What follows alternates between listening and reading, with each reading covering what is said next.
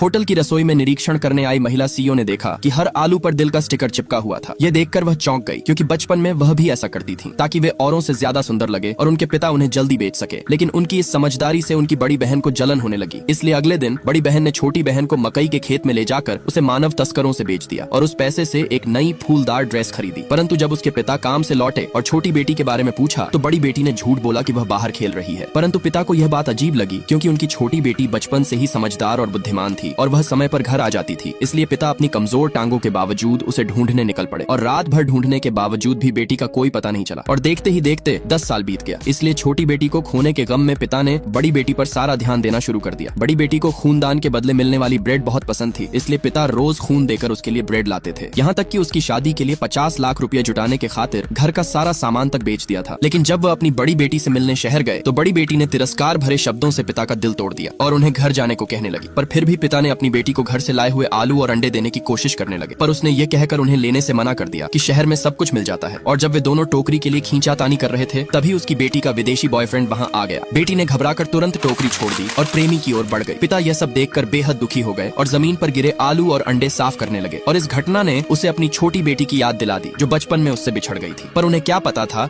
कि उनकी छोटी बेटी को एक अमीर परिवार ने गोद ले लिया था और वह बड़ी होकर एक अरबपति कंपनी की सीईओ बन गई। लेकिन उसने अपने असली माता पिता को कभी नहीं भुलाया। और एक दिन जब वह अपनी होटल का निरीक्षण कर रही थी तो उसने आलू देखे जिन पर गांव के विशेष स्टिकर लगे थे। इसलिए उसने तुरंत मैनेजर से पूछा कि ये आलू कहां से आए हैं। मैनेजर ने बताया कि ये एक बुजुर्ग व्यक्ति ने दिए थे जो अभी कुछ दूर ही गए होंगे। यह सुनकर वह तुरंत बाहर भागी, किंतु उसी समय बड़ी बेटी अपने बॉयफ्रेंड और उसके परिवार के साथ शादी की बातें कर रही थी। और पिता ने जब बेटी की आवाज सुनी तो वे उस कमरे में चले गए, परंतु बड़ी बेटी उन्हें देखकर घबरा गई। और पिता ने पूछा, बेटी क्या ये वही विदेशी लड़का है जिसके बारे में तुमने बताया था? ये सुनकर बेटी और भी डर गई, इसलिए उसने पास रखी शराब की बोतल उठाई और पिता पर फेंक दी। इससे पहले कि पिता कुछ समझ पाते, लड़के की माँ ने ताना मारते हुए कहा, तुम्हारा देश वाकई कितना पिछड़ा हुआ है, जहाँ एक भिखारी भी 5 स्टार होटल में घुस जाते हैं। इसलिए बेटी ने तुरंत होटल के मैनेजर को बुलाया और पिता को होटल से बाहर निकालने को कहा। यह सुनकर उसके प्रेमी ने गुस्से में पिता को धक्का देकर कहा, इसे यहाँ से तुरंत बाहर निकालो, क्योंकि इसने मेरी मंगेतर को डरा दिया है। अगर ऐसा दोबारा हुआ तो मैं होटल के खिलाफ कंप्लेन करूंगा। इसलिए पिता को मजबूरन वहाँ से बाहर जाना पड़ा और इस घटना ने पिता का दिल तोड़ दिया, क्योंकि जिस बेटी के लिए पिता ने अपना सब कुछ बेच दिया, आज वही बेटी अपने पिता को पहचानने से इनकार कर रही थी।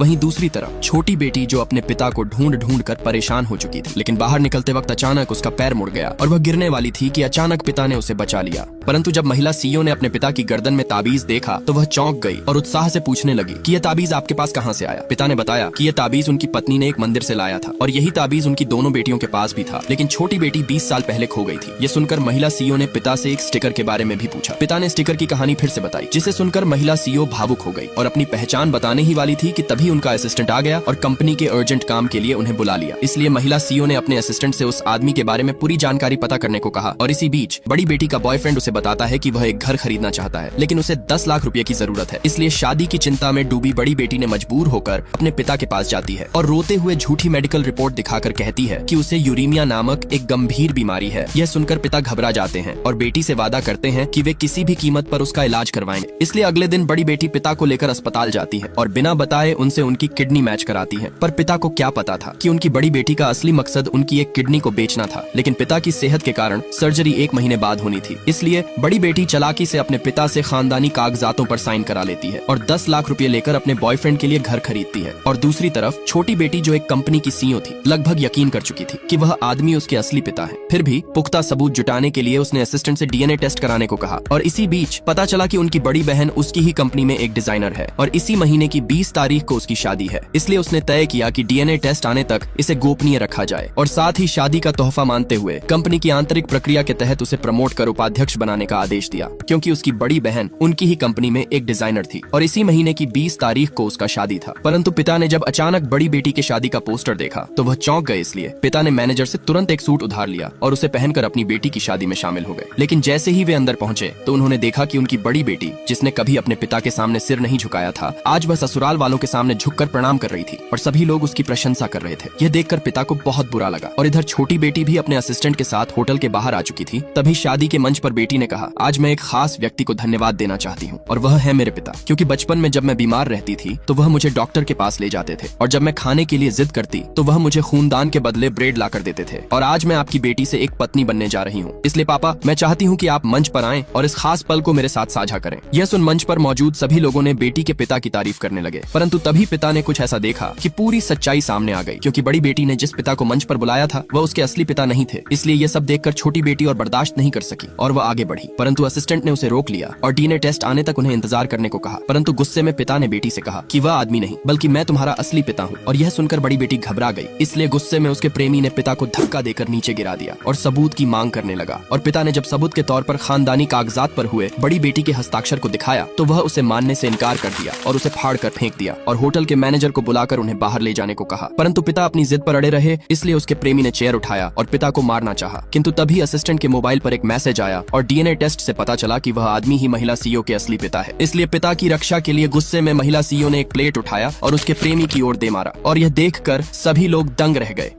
ये लप्पू आदमी शादी से बचने के लिए घर से भागते हुए एक मजदूर की सीढ़ी पर चढ़ गया और बाल बाल गिरने से बचा, जिससे उसकी मां घबरा गई और तुरंत अपने बॉडीगार्ड्स को नीचे खड़ा कर दिया। लेकिन मौका पाते ही आदमी ने पास से गुजरती हुई एक रिक्शा पर कूद गया और अपनी मां के चंगुल से भाग निकला। परंतु डेस्टिनेशन पर पहुंचकर रिक्शा चलाने वाली लड़की ने उससे किराया मांगा। इससे पहले कि वह पैसे देता, ग्राहक अपना सामान उतरवाने आ गया और लड़की ने बिना किसी परेशानी के 200 किलोग्राम वजन वाले सामान को आसानी से उतार दिया। यह देखकर वह दंग रह गया, लेकिन सामान उतारने के बाद ग्राहक ने लड़की के साथ बदतमीजी करने लगा, जिससे लड़की ने तुरंत उसका हाथ मोड़कर तोड़ दिया। तभी ग्राहक की पत्नी वहां आई और बिना बात समझे लड़की पर आरोप लगाने लगी कि वह उसके पति को बहका रही है। लड़की ने बहस से बचते हुए वहां से जाने की कोशिश की, परंतु ग्राहक ने उसे रोका और धीरे से कहा, अगर तुम नहीं रुकी तो मुझे पिटाई झेलनी पड़ेगी, ये पैसे लो और मुझे बचा लो। लड़की, जो पैसे को ज्यादा महत्व देती थी, तुरंत मान गई और बॉडीगार्ड्स ने ग्राहक की झूठी बातों में आकर उसकी पिटाई शुरू कर दी और लड़की बेफिक्र होकर पैसे गिनने लगी।